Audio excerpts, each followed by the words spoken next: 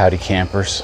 It is the end of the day, which means it's time for me to step back and observe what I've been doing and decide if I approve or not. Indeed, I do approve. So any sane person would wonder why I'm taking the back off of my greenhouse and removing polycarbonate panels as season approaches late fall.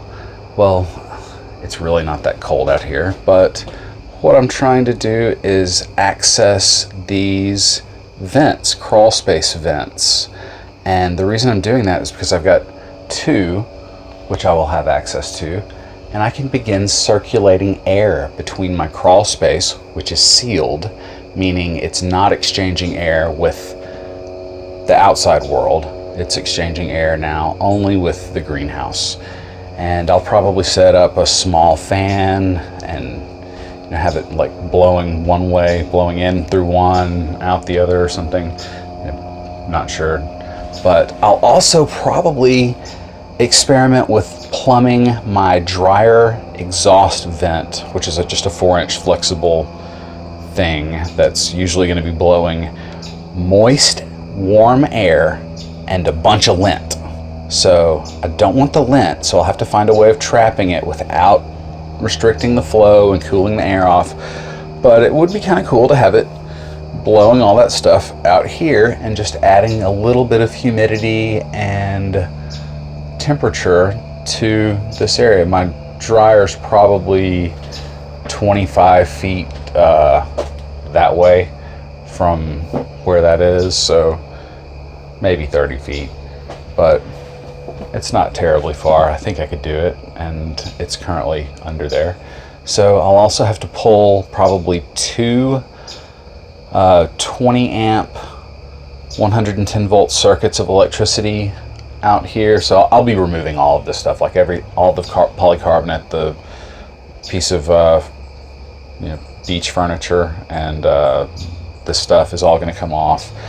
I'll be going through and replacing this stuff, or not replacing, adding washers, flat washers, as you can see in some of these places where there are none.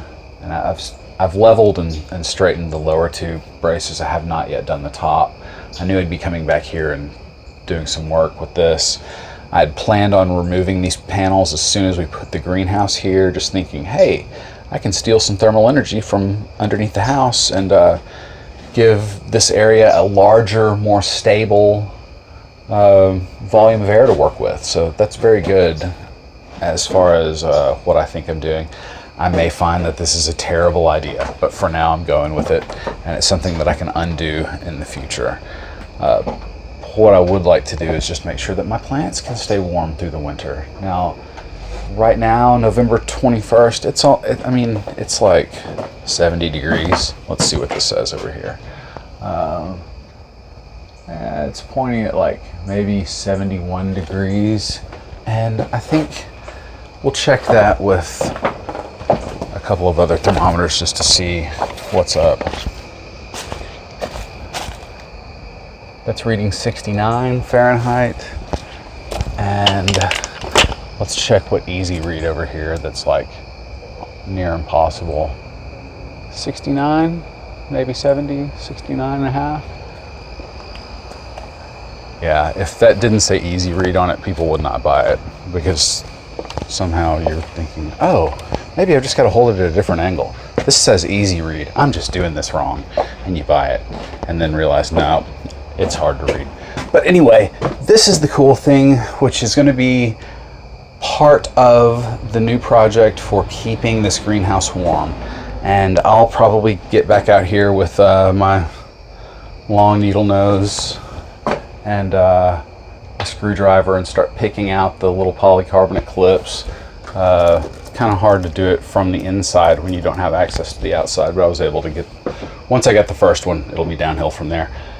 And the other part of keeping this place warm is going to be having these vats. That's a storage bin. It's what my Christmas ornaments were. We had, gosh, I don't know, like 8 or 9 storage bins that we pulled down from the attic and just started going through things as we were planning our Christmas decorations for the year, and I saw that and thought, I know what I'm going to use that for, aquaponics. So yeah, lots of these things. Not that's actually compost, and that's actually a trash can, but the rest of these containers that are sitting around here, these are all just for holding water. The reason for that is 1, thermal reservoir, 2, aquaponics, holding fish. Any of you may have heard of hydroponics. It's kind of a similar thing.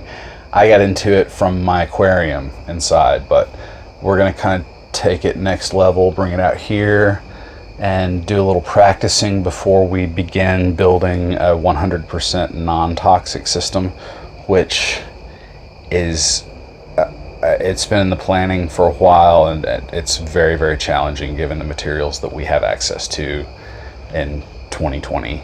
I'm not entirely sure what it's going to be built from. I have to back up and punt about every week. But this is all going to be out here. There will be fish feeding plants, which are taking care of purifying water for fish and going through the nitrogen cycle.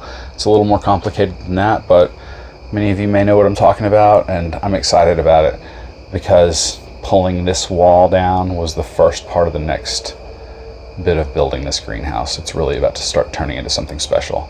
Thanks for keeping up. You guys have a great evening. If you would like, subscribe, share this with somebody who likes DIY stuff. It's going to get cool. Thanks.